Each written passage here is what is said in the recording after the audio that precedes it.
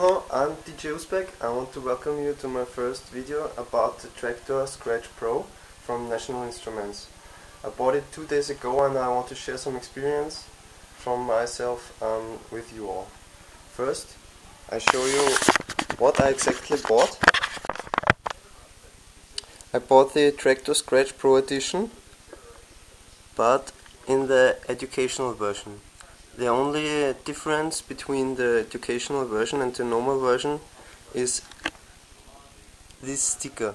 So you can pay €100 less, so it's about 399 euros instead of 499 euros only because you are a student. That's pretty nice from National Instruments because they will get a lot of more DJs this way using their software and their stuff, I think.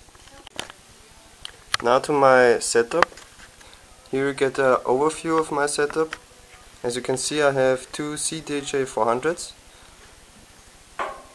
and 1 DJM400 from Pioneer. I wanted to start with a high quality. I'm playing since August 2008. And I'm really satisfied with this DJ gear. I can recommend this for all DJs who want to start or who want some nice smaller gear for being a mobile DJ or using it as a resident DJ in a club, because the quality is really high and I can recommend this gear for everyone. I have these Sound King monitor boxes. These are really nice. They have each 70 watt. But back to Traktor. Here you can see the Audio 8 DJ audio device. It's really nice because it has 8 output channels, or at least also input channels, as you can see here. In, out for channel C and D, and A and B is here. I got A and D already connected. There are 2 cables, the red and the black for input and the yellow and the white for output, because you are connecting your device between the mixer and the CDJ. When you see the CDJ, I got this stereo cable. And when you check this out, this is the cable from the National Instrument system. It has one for the player output and one for the line output from the audio device. And here comes the CDJ into the audio device, the 8 DJ. And then you have from one stereo output you can have 2 outputs to your mixer. So you can, when you're in time-coded mode, as I will show you shortly, you can have 2 outputs. That's the phono line here and the CD line output.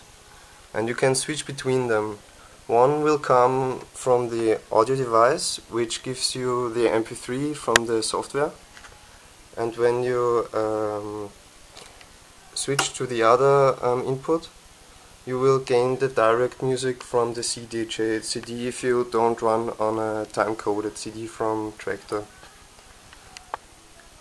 Yes, that's my setup. The device Audio 8 DJ is connected to to my laptop through a USB cable, as you can see here. And here already started the software Traktor Scratch Pro.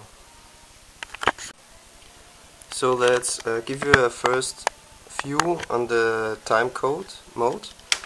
For this you can use this CD from National Instruments. It has a timecode on it. Exactly, there are 3 tracks, one for the lead in. It's for the computer system to check that you started the track. One track, it's a big, the biggest track is on it, it's 27 minutes, so you can play MP3 as long as you want, and you can cue back and start it again and play the next one. And there's also a third track on it to scroll through your playlist. It's pretty nice if you just want to control the National Instrument software with your cdj. Let's try this out. Now it's loading. He's on the CD mode and he's in the first track, that's the lead-in. So I will load an MP3 now for you. So let's say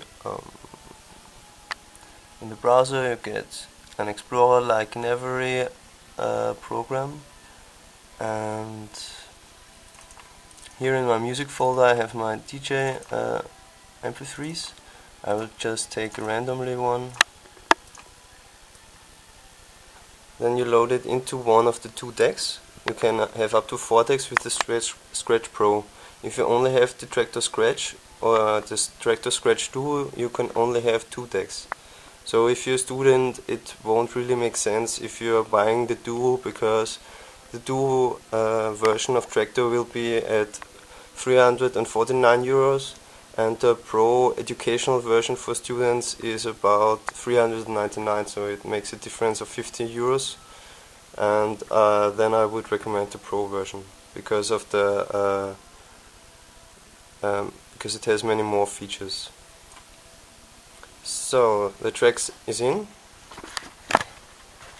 You can just play the start button as usual, and it now plays the lead-in. You have to check if you're on the second menu on your audio card, because the first is for vinyl usage, the second is for cdj, and the third is for phono. This fourth option is for software lock. If you're, I think it's only for using it with your software. You can switch through it with the button down here. When I click it, it switches through these 3 options. So we're on the second. When we play the first track, that's the lead-in, you can see that the software is checking it, and this I guess is the phrase for the lead-in section. So you know it started the track, you wanted to start the track, and so we go to the beginning of the track. This is the Scratch panel. You can activate this in the preferences under deck details and enable Scratch panels for deck A and B, because when I now start it on the cdj, you can see here on the Scratch panel these yellow points running slowly around, it seems like, and the track is now playing. So when I now increase the volume, you hear the direct input from the CD, because I left it on the CD input, and so you can hear the time code. Maybe you hear it, I guess you hear it. And when I turn it on the other side, that's now the output from the ADJ, and that must be the MP3, which is still running. And now you see it here already. I now increase the volume, and yes, we have the track. And here it's just the second track from this time-coded CD.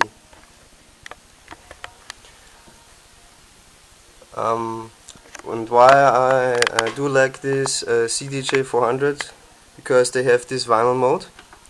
Now it is enabled, and so I can stop the CD like a vinyl when I touch it. You see, now it stands, and we also see on the software it's not running. Now I can scratch around like on a vinyl. I increase the volume for you so you can hear it. Now it's really Scratch Pro as it meant to be.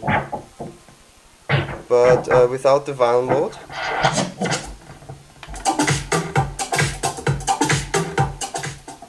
It would just run faster through it, or do it slower. So I really like this cdj vinyl mode, and it does really fit with the scratching abilities, also with the timecode CDs of Traktor Scratch Pro. I will now stop the track.